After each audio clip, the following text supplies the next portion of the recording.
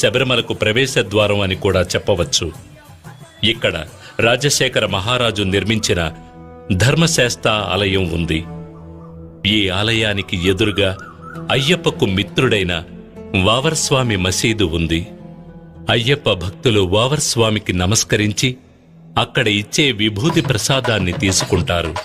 ఈ ఎరుమేలిలోనే ముఖ్యమైన ఘట్టమైన పేటై తొళ్లలనే కార్యక్రమం జరుగుతుంది.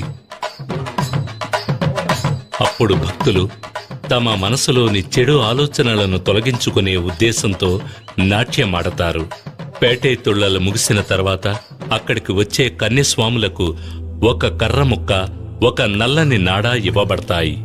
ఎరుమేలిలో పేటై తొళ్లలు ముగించుకుని ప్రయాణాన్ని కొనసాగించే భక్తులు పెరుత్తోడు, కోటైపాడి అనే ప్రదేశాలను దాటి కాళైకట్టి అనే ప్రాంతానికి వస్తారు.